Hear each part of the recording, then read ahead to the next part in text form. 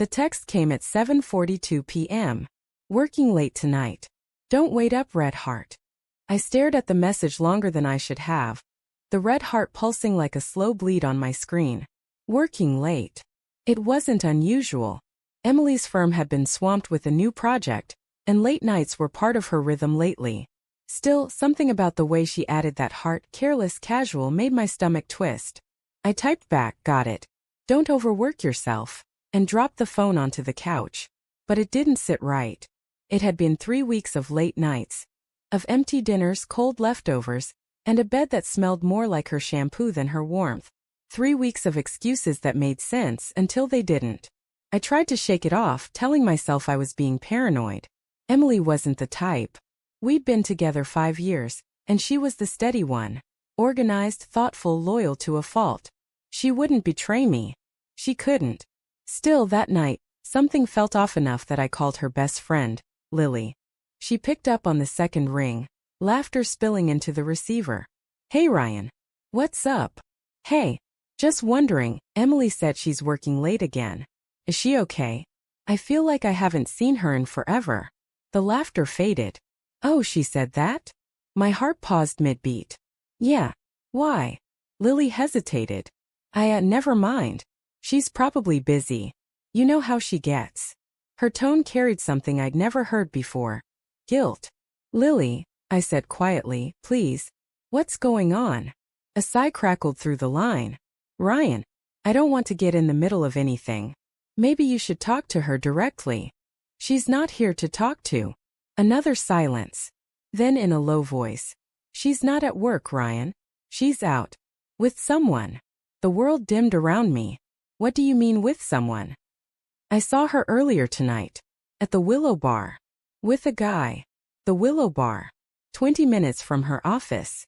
The same place we'd gone for our anniversary 2 years ago. Lily's words landed like glass underfoot. Are you sure? I wish I wasn't. I thanked her, though I didn't know why, and hung up. For a moment I just sat there staring at the wall. My brain refused to process it. Emily wouldn't. Not her. But my hands had a mind of their own. I grabbed my keys and drove. The Willow Bar was half full, its dim lighting wrapping every table in a haze of secrets. My heart pounded so loudly I thought someone might hear it. And then I saw her. Emily. She was sitting near the window, leaning forward with that familiar, animated laugh, the one that used to be reserved for me.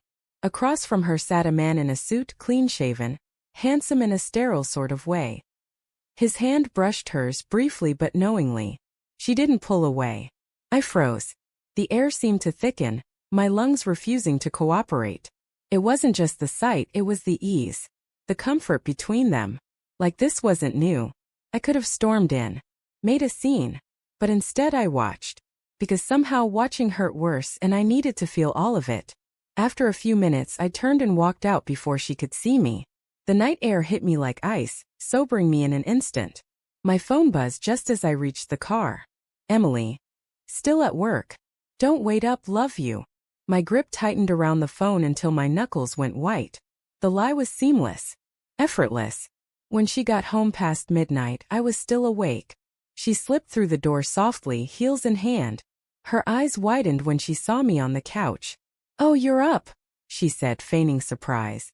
Couldn't sleep. I tried to keep my voice steady. Long night. She nodded, setting her purse down. Yeah.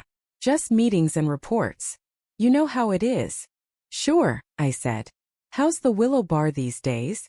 The name hit her like a slap. Her face went pale, her lips parting without sound. What? I said, how's the Willow Bar? I leaned forward. You looked happy there. Her jaw trembled. Ryan, don't lie. She dropped her gaze. The silence stretched so long it began to hum. Finally she whispered. It's not what you think. Then tell me what it is. Tears welled in her eyes. I didn't mean for it to happen. He's just someone from work. We started talking after hours. It felt harmless at first and then... She trailed off, sobbing softly. Then what? My voice cracked. Then I realized I was unhappy, Ryan. You're always so focused on keeping things safe and routine. I felt invisible. Her words sliced through me. So you cheated? She shook her head weakly. It wasn't like that. I didn't plan it. I stood, the anger finally breaking through. You chose it, Emily. Every text, every lie. You chose him over me. She crumbled onto the couch, crying into her hands. I'm sorry. For a long time I just stood there, the weight of 5 years pressing down on me. The nights we spent building dreams, the laughter, the quiet mornings. All of it now tainted by a single deliberate betrayal. The next morning the house felt haunted. Every room carried her echo, her scent, her ghost. She'd left early for her supposed meeting. I didn't ask where. I didn't care. I spent the day packing. Not her things, mine. I couldn't stay. Not after that. When she came home and saw the half-empty closet, she froze. Ryan, what are you doing? I'm leaving, I said simply. Her eyes widened. Please don't. We can fix this. I'll end it with him. I already have. Do you even know how many times I've heard that line? I said, almost laughing. Once you cross that line, there's no going back. She stepped closer, her voice trembling. I made a mistake, Ryan. I was stupid. But I still love you. I looked at her, really looked at her, the woman I once thought I'd marry. And for a second I saw the girl I fell in love with. But then I remembered the text. The lie. The image of her smiling across from another man. You loved me, I said quietly. Past tense. She broke down, clutching my arm. Don't go. Please. I gently removed her hand. If I stay, I'll hate you. And I don't want that.